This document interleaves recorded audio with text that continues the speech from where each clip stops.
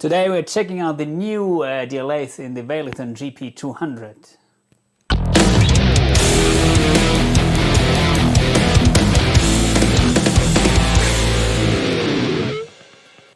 If you are watching my videos on a regular basis, then first of all I have to say thank you for that.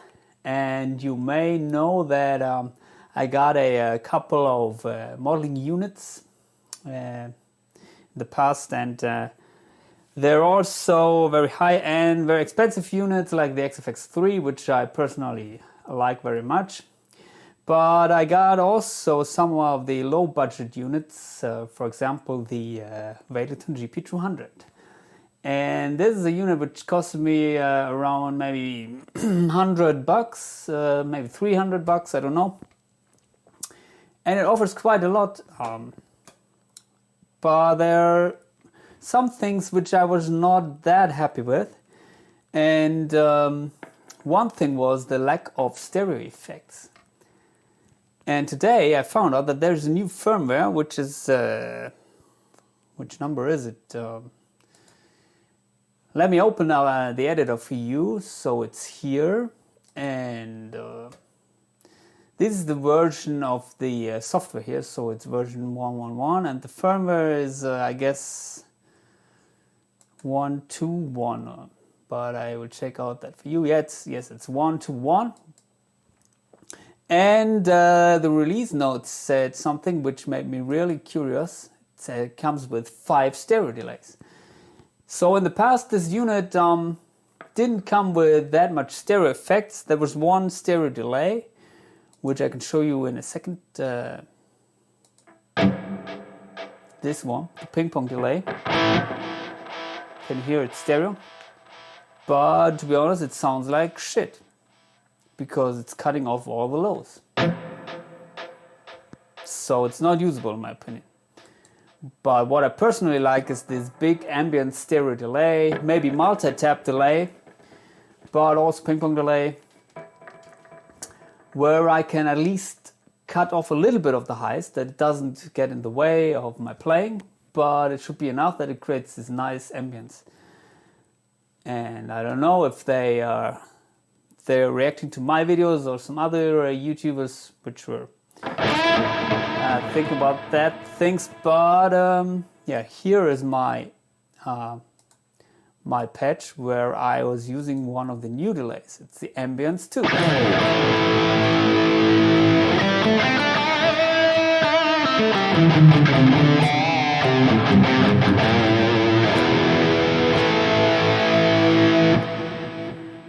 And if you can hear this in stereo, you may hear this galloping effects, which you may know from a multi-tap delay. So this is one of the 5 new stereo delays. Before we will take a look here at these knobs, I'll show you these 5 delays.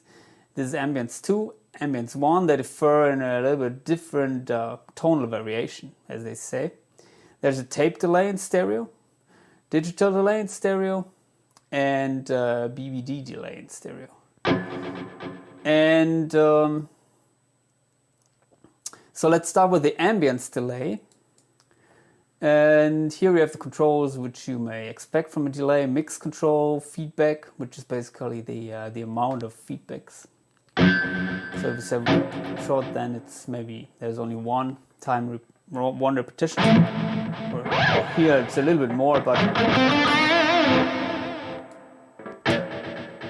here we have maybe enough. You have the overall level, which is the signal which is coming out of this block. So if you don't set the mix to 100%, there's also the original signal coming out of this block, and then the level is raising the overall volume of both the delayed signal and the original signal, which is very useful. Modulation is, you may know that the repeated signal has some kind of chorusy effect. Let me turn off the chorus here. So it's not exactly like the original. You can turn off this modulation. then it's more or less like the original signal, but with the tone control, which I assume should be named tone. You can do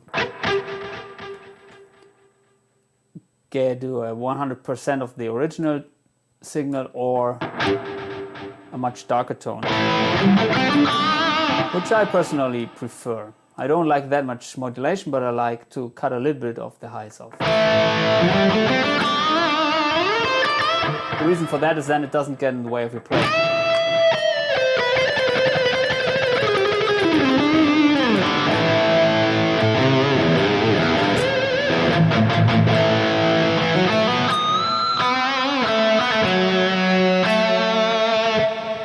The time control is basically, of course, the time after which the signal is repeated.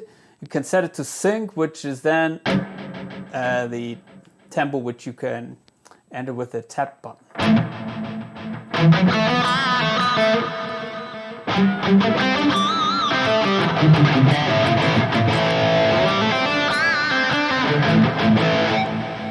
Also very useful.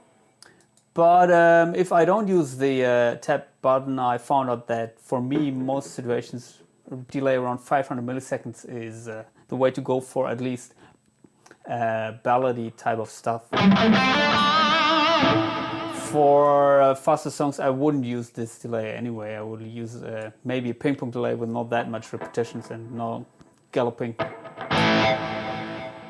And the trail is basically, I think, if it rings out or you have a spillover if you turn off the delay block. So let's check out that.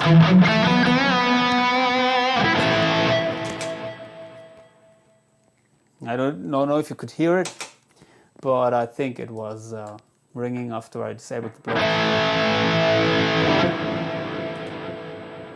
There you have it. And yeah, let's check out the other delays, the ambience one, for example.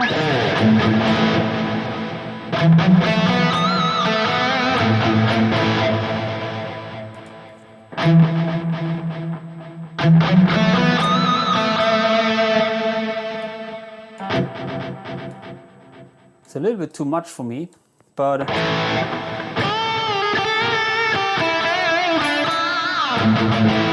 to be honest, I don't hear that much of a difference.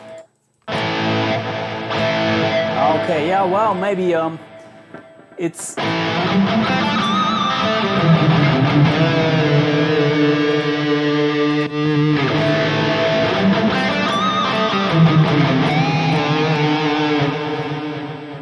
I think I can hear a little bit more lower mids in the ambience too.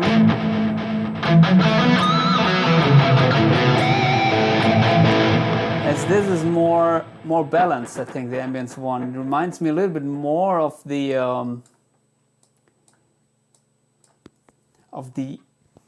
2290.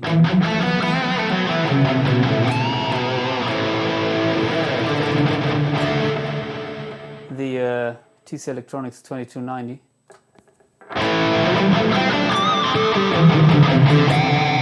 To be honest, I cannot say now which I like more.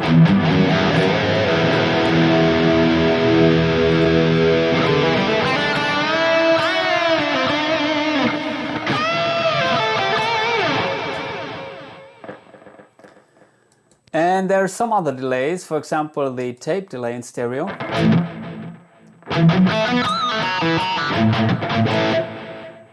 And the tape delay is basically doing some modulation on the highs, cutting off the highs. And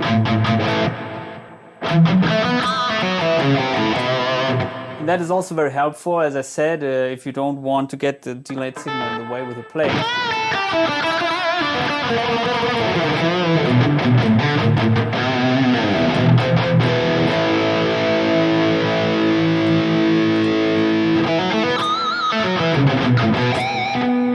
H past and present. What is that? Okay, I think here. Yeah, maybe the past is making much more of this cutting off the highs. What is the wow?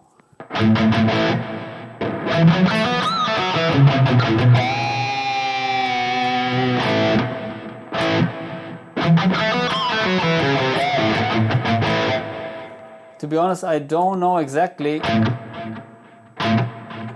what the what scrape and wow means. This is here the percentage of the delayed write signal. So if you set it to like quarter or 3/4, then you will have this kind of a syncopated effect.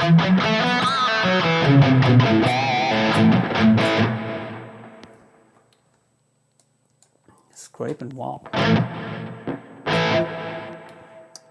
So the other delay which they add is the digital delay, which is basically just repeating what you the original signal without any modulation.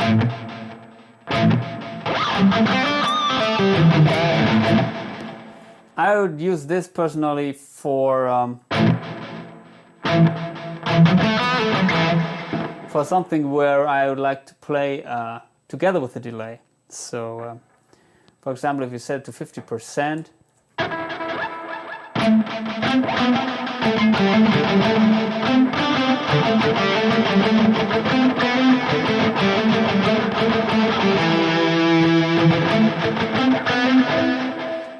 I'd rather set it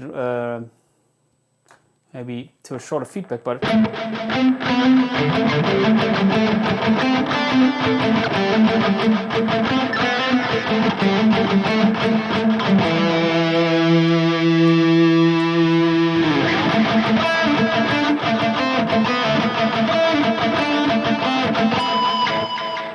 so that is the delay which I would use for these kind of things, where I want the delayed signal to be heard. And what else? Excuse me. So one other delay which they add is the Bbd delay. Based analog delay machine that is warm smooth.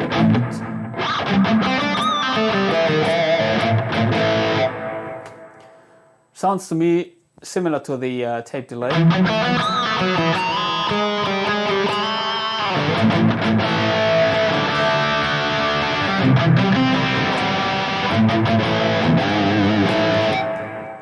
But to be honest, they all sound really well convincing in my opinion. And yes, this was the thing which I was missing most in this unit.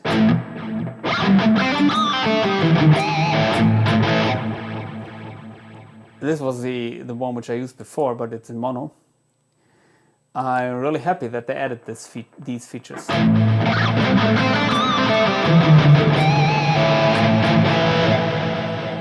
Also, they added a couple of other things which I don't or still didn't check out. I don't know what this is here, these arrows.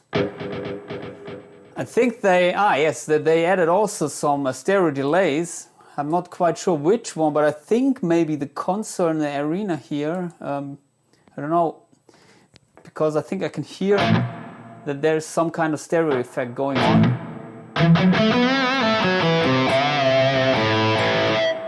And also here I cut off the highs by using the high damp. I like a darker reverb. Before I used the hall reverb, which was also nice.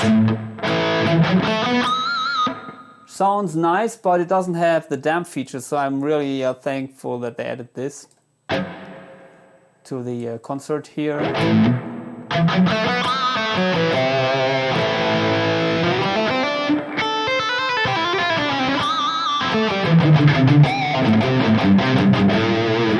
By the way, I'm using everything stock here, no third-party IRs or some shit. Sounds really nice now. But this IR here, which I found out, it's Mesa Road King, I think. But yeah, please check out my video about that.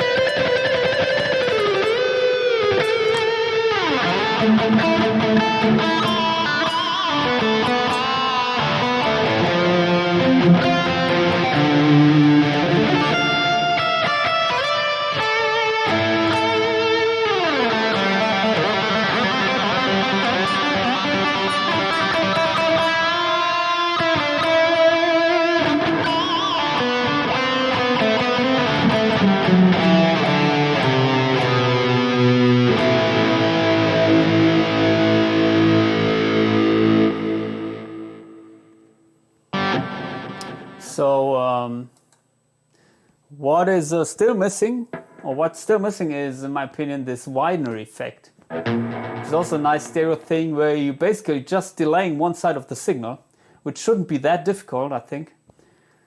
But maybe in the future you can add that if you're watching this, Valeton.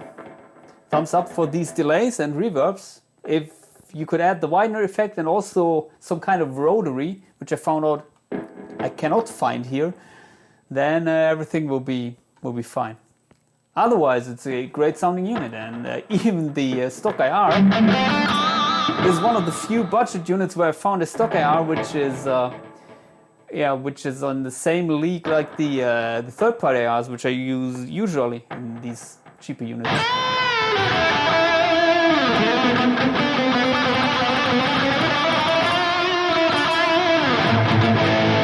By the way, this is the Soldano model. Got some other patches, for example here with the EVH 5153.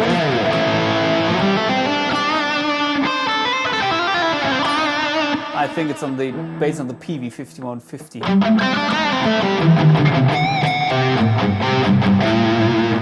And to me, as I own this amp, I think this is also one thing which is remarkable for that unit. I think they nailed most of the characters of these amps. And also the gain structure, everything that's there.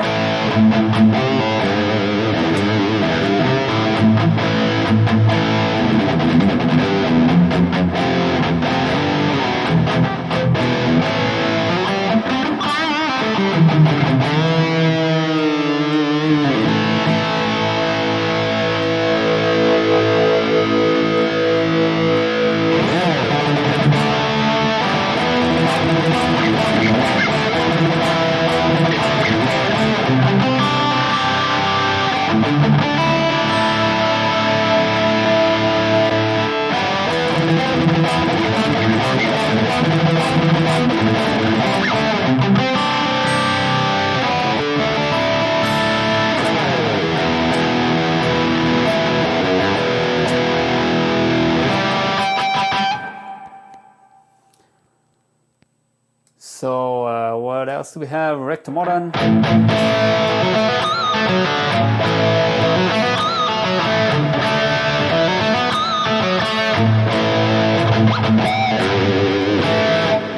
Rector Modern has this huge low end. To be honest, it sounds better than most of the real dual rectifiers which I heard or played on. I own one dual rectifier. I'm always struggling to get a good tone out of that. At least a good lead tone. Rectors are maybe not the best lead amps in the world, but this thing here can do it.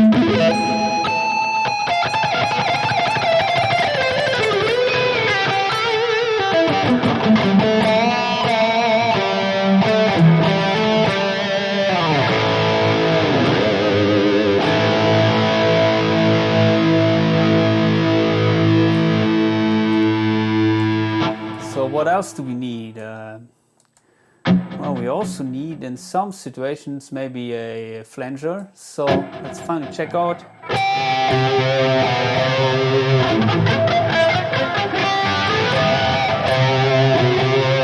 Sorry, but this is the only lick which I can play, where I need a flanger.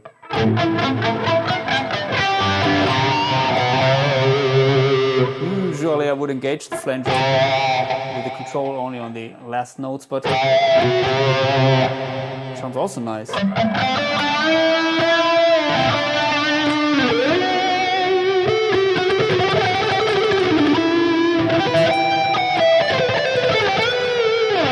Most of the units I'm struggling with the flanger to get this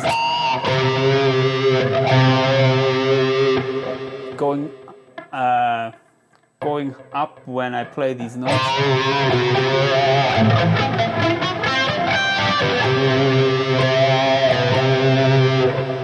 Sounds also nice, yeah. So I have to say now these effects, maybe not all of them, but most of them, and the ones which I tried out, they sound really usable. even better. They're way more convincing than on the previous firmware. So I think they did their homework, and I think it's a great great move that they seem to listen to the users and what they're claiming. Also, I think they made some upgrades on the MIDI controllability, but honestly, I didn't dive into the MIDI thing. To me, it's I use MIDI mostly for switching the presets, so the program changes, and I didn't use that for other things. So I cannot say how flexible this is, but it has MIDI in and out, and that is also one benefit of this unit. So yeah, I hope this helps you to get the best out of your Valeton GP-200, and if you like the video, please give me a thumbs up and subscribe to my channel. Of course, helps me a lot. See you soon. Goodbye.